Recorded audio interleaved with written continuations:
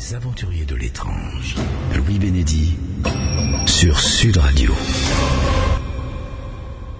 David Dennery, bonsoir. Oui, bonsoir Louis. Merci de nous rejoindre dans Les Aventuriers de l'étrange avec, je le rappelle, vous êtes directeur de publication du magazine Nexus, consacré aux sciences et au domaine alternatif. Le nouveau magazine vient de sortir pour les 2 mois qui arrivent, avec un sommaire extrêmement riche, toujours un magazine très dense, un peu plus d'une centaine de pages, donc vraiment de quoi lire dans tous les domaines. Et là, il y a un dossier particulièrement intéressant concernant l'archéologie, et le titre de ce dossier s'intitule « L'énigme Olmec ».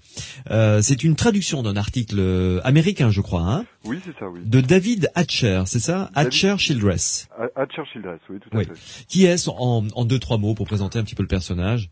David est un vieux briscard de l'archéologie et des civilisations antiques égyptiennes. Il était plutôt spécialisé là. Il s'est redirigé un petit peu vers l'Amérique du Sud depuis quelques années.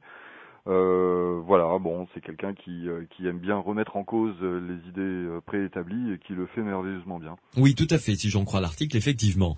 Alors, David Dennery, vous allez avoir la lourde tâche d'être son porte-parole, oui. Étant, comme chacun sait, un spécialiste mondialement reconnu de la civilisation Olmec.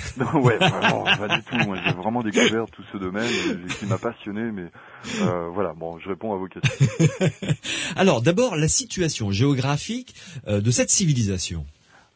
Alors, elle est d'abord tout ça, on est vraiment dans un champ d'hypothèse, mais on la situe dans le sud-est, depuis la partie sud-est du Mexique jusqu'au Costa Rica, donc une grosse partie de l'Amérique centrale. Oui. Comment a été découverte dans les premiers temps, comment est apparue cette civilisation Olmec, sachant que les archéologues, jusqu'à une certaine période, s'accordaient à dire que la civilisation maya était la plus ancienne dans cette région du monde. Oui, tout à fait. Et puis c'est encore très méconnu parce que très dérangeant cette civilisation Olmec. Mais effectivement, il est totalement établi aujourd'hui qu'elle a précédé et qu'elle a été, en tout cas, c'est la première que l'on connaît. Il y en a peut-être eu des civilisations antérieures en Mésoamérique, mais c'est la première que l'on connaît vraiment. Une civilisation très riche, qui a laissé beaucoup de sculptures monumentales, semble-t-il. Alors c'est un des traits majeurs effectivement et le plus spectaculaire de l'art Olmec, qui a donc été découvert au début du XXe siècle par Marshall Saville, qui était un archéologue et directeur des musées à New York, et qui l'a baptisé. Alors le nom Olmec, c'est quelque chose de moderne, ça veut dire tout simplement gens du pays du caoutchouc, parce que cette région effectivement, avant de devenir une région très exploitée pour son pétrole et son gaz récemment, était très prisée pour ses arbres à caoutchouc. Voilà. Et alors, juste une petite digression du côté de pourquoi caoutchouc, également parce que on pense que c'est la civilisation Olmec qui aurait créé les balles en caoutchouc et le jeu de balles qui a été extrêmement important comme jeu dans toutes les civilisations mayas et autres d'Amérique centrale. Et puis jusqu'au sud de l'Amérique du Nord, même en Utah, en Arizona et en Utah. Donc oui, effectivement. C'est vraiment l'origine. On sait que ça vient de cette civilisation.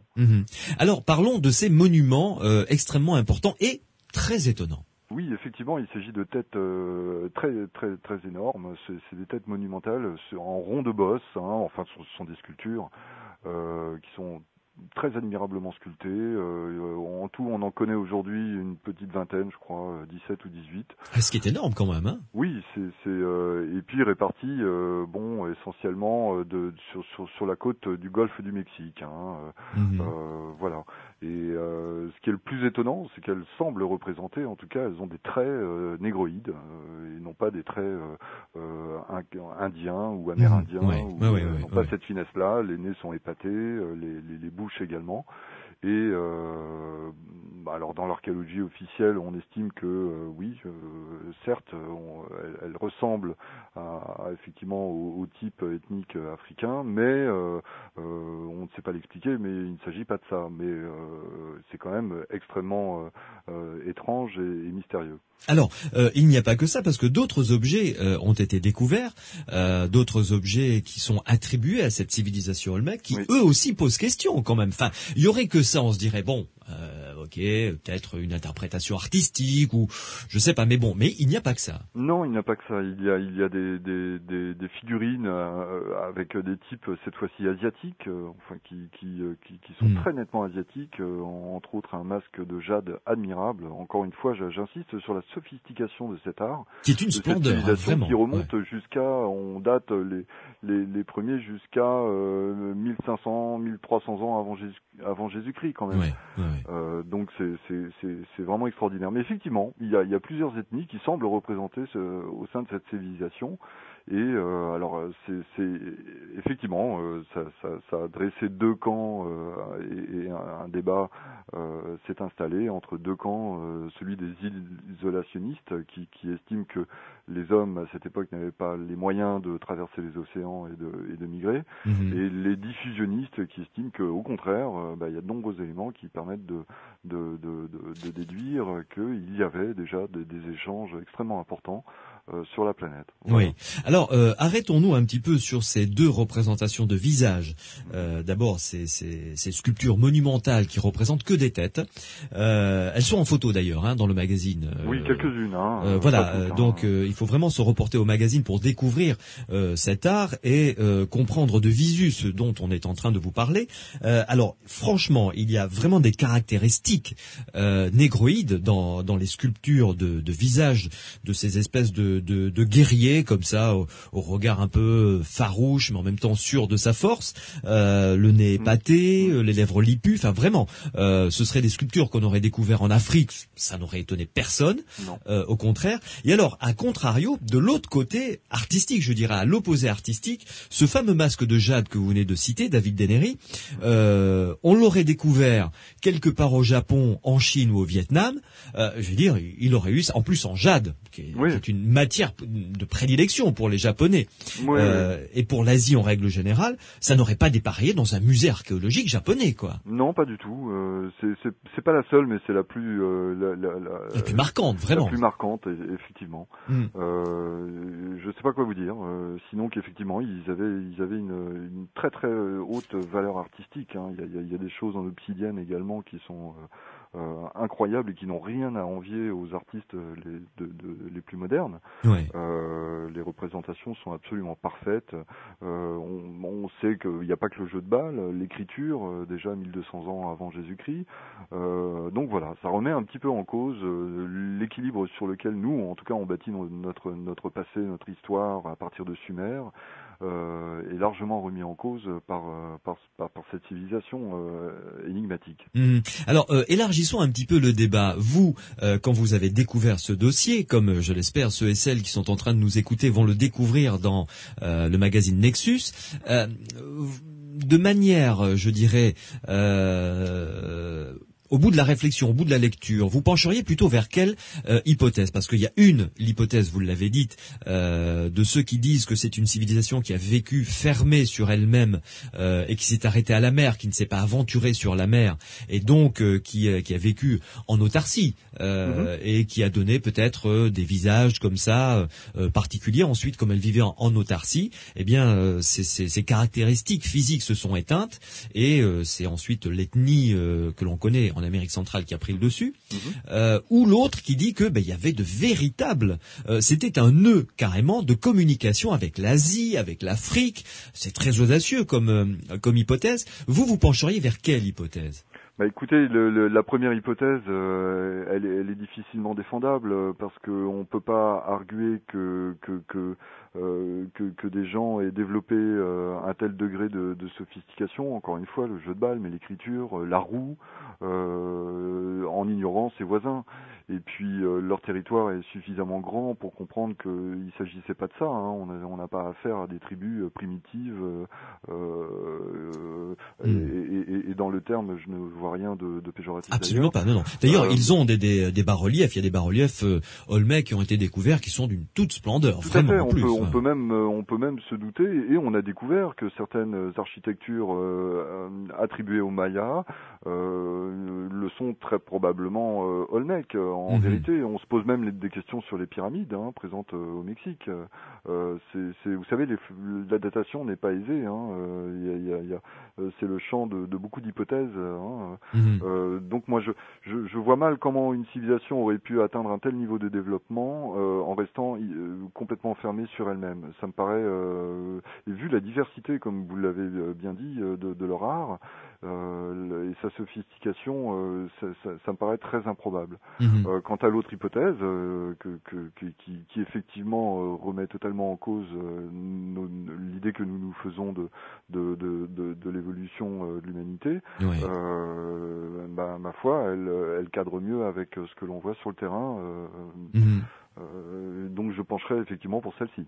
Mais c'est quand même extrêmement audacieux d'imaginer que moins 1200 ans avant Jésus-Christ, des civilisations avaient déjà des rapports commerciaux, parce que là, vu les sculptures qu'il y a, ça n'était pas épisodique. Visiblement, c'était quotidien et assez récurrent. Je veux dire, c'était des choses établies depuis longtemps. Donc les premières fois remontent encore plus loin dans le temps. Il aura peut-être fallu attendre une époque comme la nôtre, où notre civilisation, à nous, aujourd'hui, elle montre quelques signes de défaillance, pour que nous puissions effectivement concevoir ce genre de choses. Mais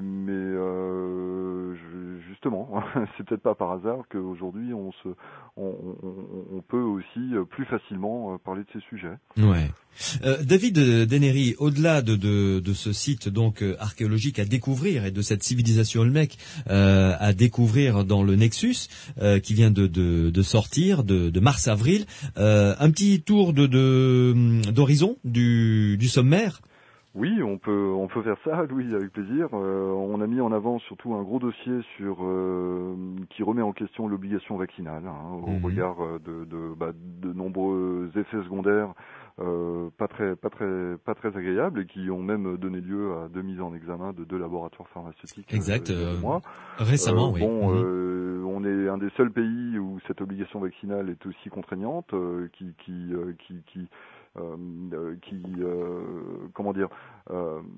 oblige les gens à vacciner. Les gens, et surtout les très jeunes, les nourrissons, à devoir recevoir de nombreuses vaccinations, et il y a des effets secondaires. Voilà. Bon, donc cette étude est une étude très rigoureuse qui a été faite par un professionnel du journalisme, et qui a voulu regarder un petit peu les arguments et mettre en évidence les failles des arguments du camp pro-vaccinal majoritaire dans notre pays.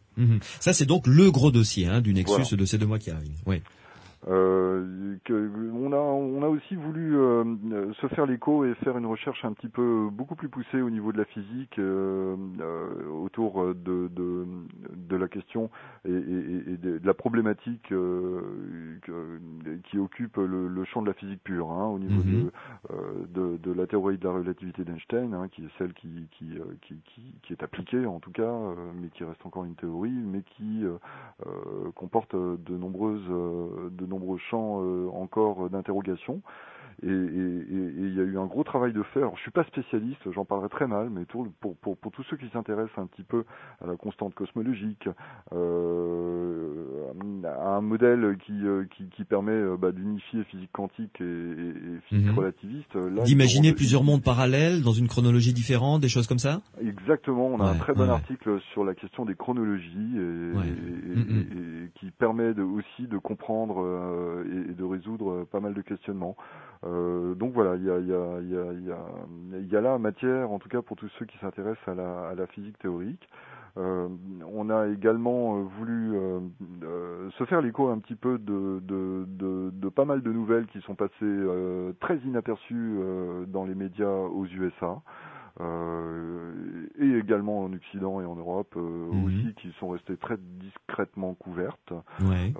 Donc voilà, on a fait un petit palmarès, on s'est fait l'écho d'un petit palmarès des nouvelles dont on a très peu entendu parler et qui pourtant ont des répercussions directes sur notre quotidien.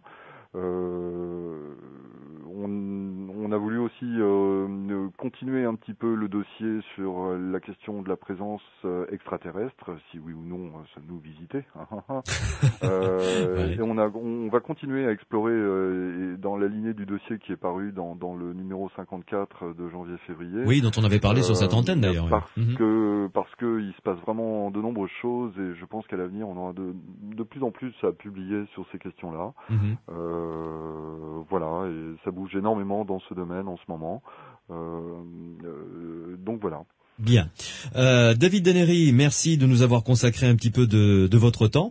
Je rappelle donc que Nexus est présent dans tous les kiosques, le numéro de mars-avril, le numéro 55, consacré donc aux sciences et aux alternatives concernant la science, avec ce gros dossier, beau dossier sur l'énigme de la civilisation Olmec à découvrir, et puis ce gros dossier concernant la vaccination dont vous venez de nous parler, en pleine préparation pour le suivant, j'imagine. Oui, en pleine préparation pour le suivant. Et à propos d'archéologie, on aura un article très intéressant sur ce qui est l'archéologie intuitive et le recours à des dons psychiques pour découvrir des sites. Et c'est vraiment un outil fantastique et très spectaculaire. Voilà. Bon. Vous savez que ça m'intéresse, hein. On est vraiment sur le coup. Et d'ailleurs, là aussi, dans les mois qui viennent, il y aura des choses assez époustouflantes, je vous le promets. Bon, ça m'intéresse, hein, vous le savez, on reste en contact. Très bien. Un site internet également pour se renseigner, nexus.fr tout simplement. Oui. nexus.fr, nexus.fr.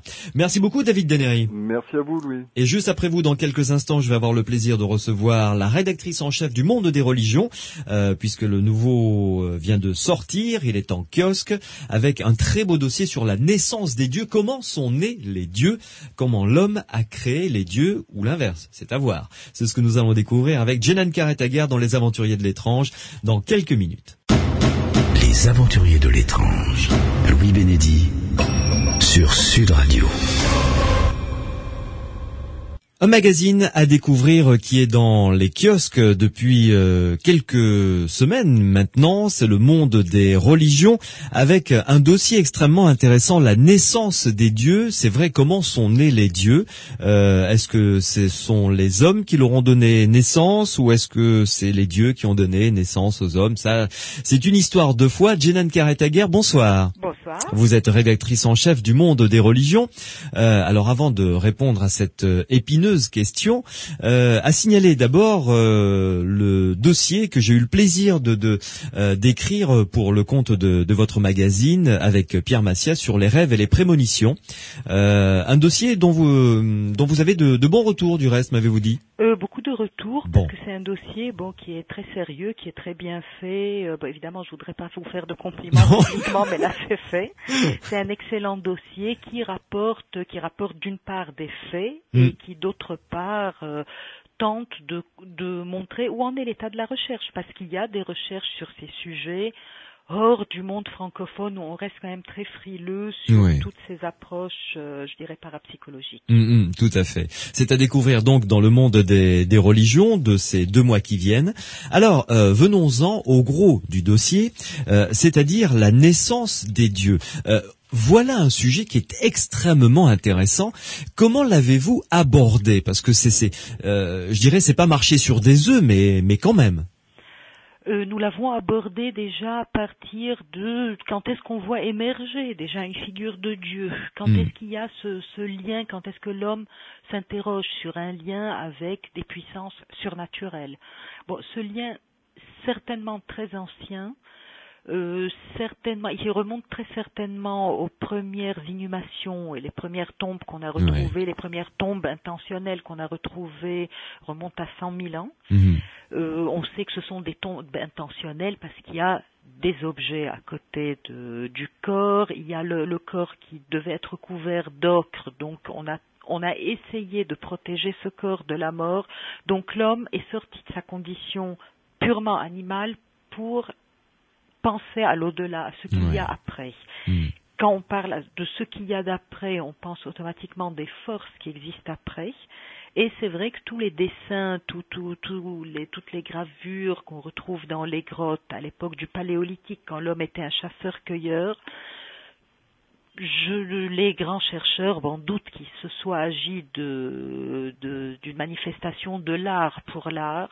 Et il est très certain que toutes ces peintures rupestres étaient là pour établir un lien avec des forces supérieures. Oui. Maintenant, quand est-ce que les dieux, en tant que dieux anthropomorphes, sont nés? Les premières statuettes qui sont retrouvées apparaissent en même temps que les premiers villages humains. Et les premiers villages humains apparaissent au néolithique. Le néolithique qui est justement la sédentarisation de l'homme. Ouais.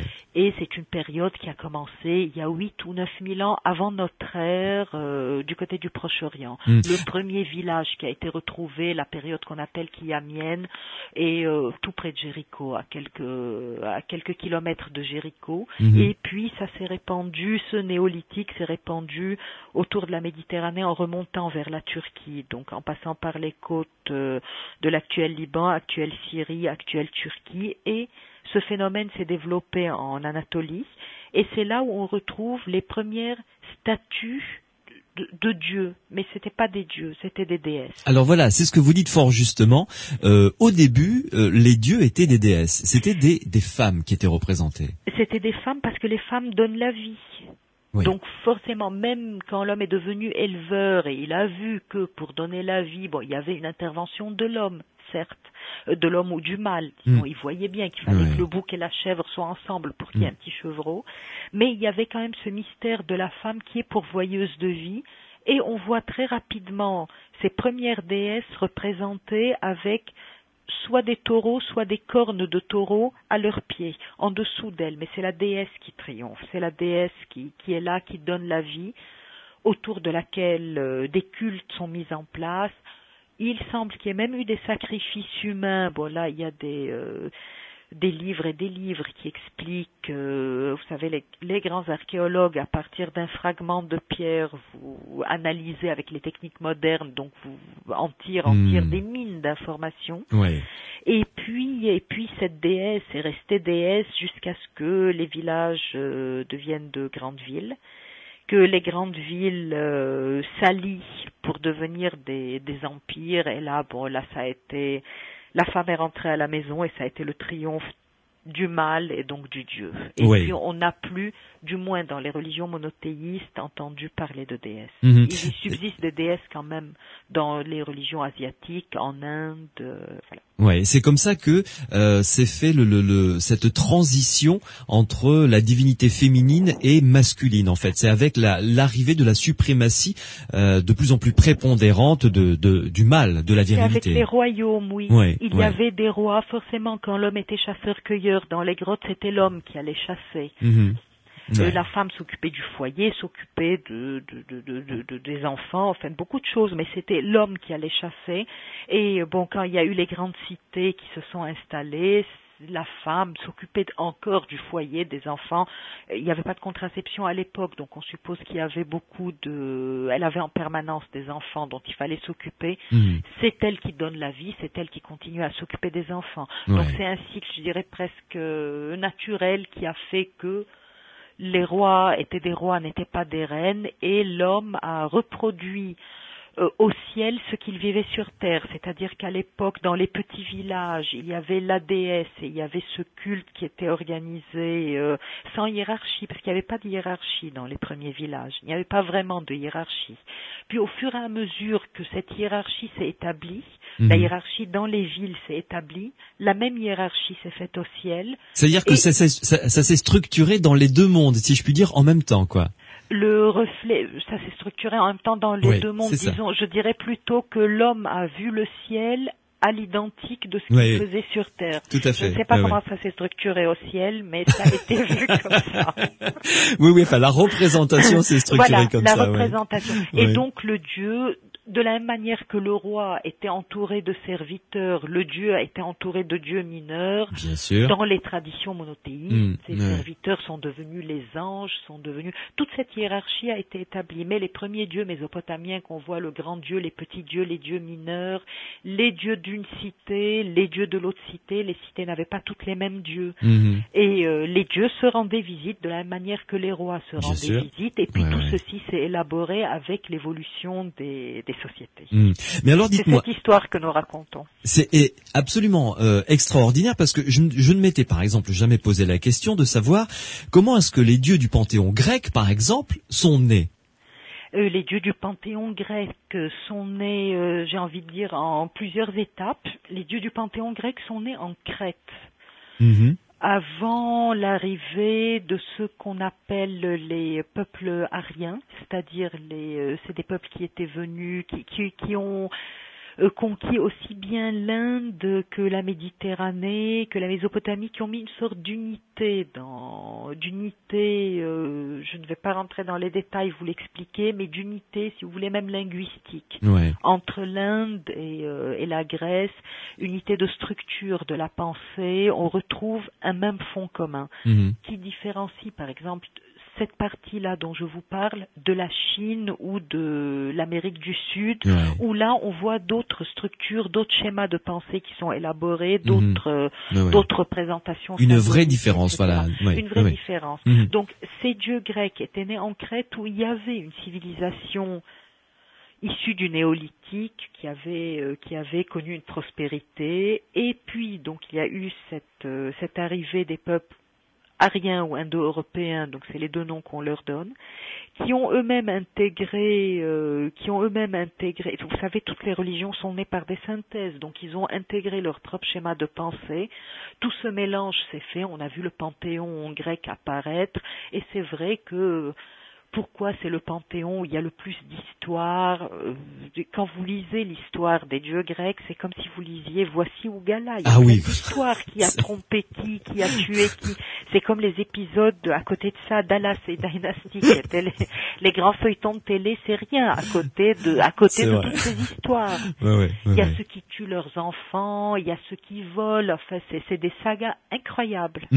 Et d'ailleurs, vous citez dans ce dossier Hérodote, qui a été vraiment peut-être le père fondateur du journalisme finalement, qui dit que c'est en fait Hésiode et Homère qui ont décrit la généalogie des dieux, qui ont structuré tout ça et tout mis en place. Voilà, c'est une phrase qu'on a retrouvée qui est exceptionnelle, où il se demande quelle est l'origine de chacun des dieux, et il se demande quelle est l'origine, c'est-à-dire que ils n'ont pas toujours été là. C'est déjà une interrogation étonnante. À cette époque-là, de tout temps, quelle est leur nature et leur figure. Les Grecs l'ont ignoré jusqu'à récemment, et pour ainsi dire, hier encore. Je pense en effet qu'Hésiode et Homère m'ont précédé de 400 ans tout au plus. Or, c'est eux qui ont élaboré pour les Grecs la généalogie des dieux. C'était écrit 5 siècles avant notre ère. C'est extraordinaire, quand même. C'est absolument extraordinaire. Et alors, donc, il y a ce panthéon grec, évidemment, mais il y a également une religion prépondérante à cause d'une civilisation mythique, c'est tout le panthéon égyptien qui, lui, a été fondateur également. Évidemment, le panthéon égyptien a été fondateur, c'est le panthéon dont on garde énormément de traces pour une raison géologique, parce que le désert a tout à fait préservé d'une part les peintures, et d'autre part c'était un peuple qui écrivait beaucoup. Les Égyptiens écrivaient beaucoup. On a des prières, des textes de sagesse qui remontent à 1500 et 2000 ans avant notre ère, qui sont là, qui racontent toutes sortes de textes d'écrits. C'est des quantités énormes d'écrits. Mais on retrouve aussi la même chose chez les Mésopotamiens, cette quantité énorme d'écrits, mais pas aussi précoce que chez les Égyptiens. C'est un petit peu plus tardif. Et donc nous avons aussi un article sur les Mésopotamiens. Les Mésopotamiens, qui ont d'une certaine manière beaucoup inspiré la Bible, ou en tout cas inspiré beaucoup d'histoires bibliques. il y a des parallèles tout à fait évidents entre les Mésopotamiens et les grands mythes de la Bible. Voilà, le déluge, par exemple, est raconté dans des textes mésopotamiens. Au texte mésopotamien, il faut savoir qu'on a retrouvé, par exemple, une bibliothèque d'un roi qui avait vécu 6 siècles avant notre ère à Babylone, et c'est une bibliothèque où il y a de tout, aussi bien les contes du palais, achat de combien de poulets, et achat de combien enfin c'est tout est inscrit, les grands mythes, les codes de loi, enfin tout. Il avait une bibliothèque où il y avait tout, ils écrivaient tout, ils conservaient tout. Il y avait ce culte de l'écrit, mais qu'on retrouve aussi chez les Égyptiens. Ouais. Jenan Karet-Haguer, passons maintenant rapidement, parce que évidemment tout est développé dans ce dossier du monde des religions, sous ce titre La naissance des dieux. Là on a parlé de polythéisme exclusivement. Quand est-ce que le monothéisme commence à pointer le bout de son nez, c'est-à-dire cette référence à un seul Dieu unique? Alors justement, c'est la grande question. Le monothéisme, bon, forcément, il y a Akhenaton qui a imposé un monothéisme en Égypte quand il a décidé que Amon était un faux dieu et que le seul vrai dieu était Aton qui était le soleil. Mm-hmm. Ça a été un épisode assez fugace qui a duré, parce que bon, dès qu'Akhenaton est mort, les Égyptiens sont revenus, les grands prêtres, les temples, enfin c'était toute une industrie, toute une économie. Oui, qu'on ne pouvait pas comme ça mettre à bas du jour au lendemain. Voilà, il faut savoir que les religions, dès qu'elles se sont établies, ont installé des alliances avec les rois. Donc les religieux protégeaient le roi protégeait les religieux, et donc se soutenant mutuellement, on ne pouvait pas décider d'un trait de plume d'effacer. C'est fini, c'était une grosse machine qui était mise en marche. Ouais. Donc il y a eu cette tentation monothéiste au XIVe siècle avant notre ère, donc en Égypte, qui n'a pas duré longtemps. Et les autres, en imposant son monothéisme, Akhenaton avait fait ce que feront par la suite les autres monothéismes, c'est-à-dire qu'il a interdit les autres dieux, il a persécuté les autres dieux. Et si vous voulez, c'est un petit peu ce qui distingue le monothéisme du polythéisme. Le monothéisme, on a un seul Dieu, le vrai.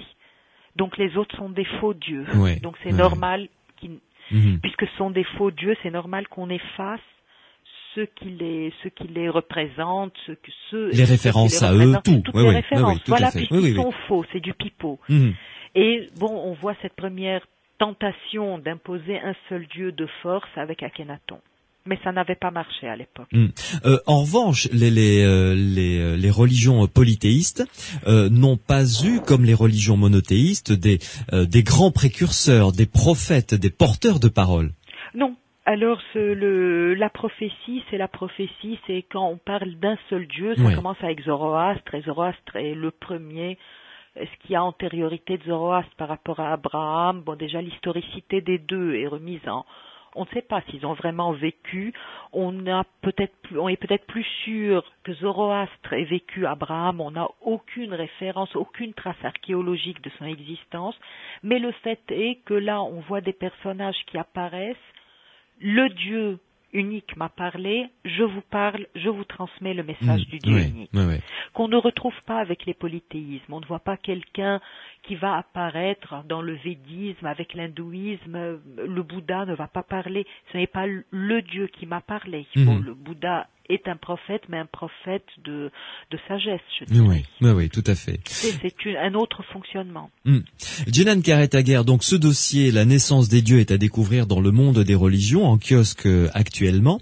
Un petit mot sur le hors-série que j'avais évoqué ici même avec Frédéric Lenoir très rapidement. 20 clés, toujours dans la série des 20 clés pour comprendre. Là, le dernier en date, c'est 20 clés pour comprendre la franc-maçonnerie. On en discutait au téléphone il n'y a pas si longtemps, on m'avait dit que ça a été un succès, et c'est toujours un succès extraordinaire. Je suis toujours surprise, je suis très fière aussi de savoir qu'il est lu dans les loges maçonniques. Je me suis appuyée évidemment sur de grands spécialistes de la franc-maçonnerie en leur demandant de de se mettre à la portée du grand public, parce que je tiens absolument à ce que le monde des religions soit à la portée du grand public et donc de se livrer à une œuvre pédagogique. Nous avons eu du coup des problèmes d'approvisionnement, mais ce hors-série a été réimprimé, il est à nouveau disponible. C'est que nous avons eu des problèmes de réapprovisionnement très vite, 2 semaines après sa mise en kiosque. C'est-à-dire que tout le monde se l'est arraché, donc tant mieux pour vous. On savait que c'est un produit, je savais que j'avais fait un bon produit, mais on ne s'attendait pas à ce succès. Voilà. Et enfin, pour conclure ce tour d'horizon du monde des religions, je signale un bel entretien, et puis par les temps qui courent, c'est intéressant de le lire, c'est même important, un entretien avec Assia Djebar. Assia Djebar, donc un très grand écrivain, membre de l'Académie française. Oui. Déjà une femme, c'est bien. Voilà, à l'Académie une femme française. à l'Académie française, il n'y en a pas beaucoup. Une femme d'origine du Maghreb, elle est la première. Assia Djebar est par ailleurs musulmane, croyante. Et donc elle nous parle un petit peu de cette relation, de cette... Elle n'est pas soufie, mais c'est une sorte de mystique. Vous savez, elle a son lien avec Dieu. On lui pose d'ailleurs la question, mais est-ce que vous jeûnez le ramadan? Elle dit oui, je jeûne le ramadan, mais quand j'écris un bouquin, vous savez, il y a le bouquin, je suis prise dans le bouquin, donc je ne peux pas vraiment jeûner. Mais elle n'a pas l'impression que c'est la fin du monde, ni qu'elle commet un péché catastrophique. Non, c'est une relation très décomplexée à la religion. Elle est d'une fraîcheur extraordinaire, d'une simplicité extraordinaire. Elle mérite à être connue. Tout à fait. Et d'ailleurs, je cite une phrase que vous avez mis en sous-titre qui résume bien sa personnalité concernant sa foi. Du moins, elle dit « Je ne donne à personne le droit de décider pour moi comment je dois vivre ma foi ». Voilà. C'est un bel étendard. Voilà. Exactement. Oui. Exactement. Par les temps qui courent, c'était important de le signaler. Voilà. Merci beaucoup de le relever. Merci beaucoup, Djenan Karretaguer, en tout cas. Et puis, à signaler, donc, cet exemplaire du monde des religions disponible dans tous les kiosques, mars-avril, avec ce dossier, la naissance des dieux, aux origines des religions, tout à fait passionnant. Et puis, plus modestement, ce dossier sur les rêves et les prémonitions que j'ai eu le plaisir d'écrire avec Pierre Massias. Vous devez être en train de travailler, j'imagine, déjà sur le prochain. Déjà sur le prochain, oui. Déjà sur le prochain, sur les prochains hors-série aussi. Donc, c'est de grosses machines quand même que je mets en place. On peut juste avoir une petite idée du grand dossier pour le prochain ? Je prépare un dossier sur l'Inquisition. Bien, j'ai des articles un petit peu très pointus, enfin un petit peu beaucoup pointus, mais en étant très accessibles aussi. Donc c'est beaucoup de travail. Mais je crois que ça va être un bon numéro. J'apprends déjà beaucoup de choses. On se reverra à l'occasion de sa sortie en tout cas. Merci beaucoup Djenan Karretaguer et à très bientôt. À très bientôt. Au revoir. Les aventuriers de l'étrange.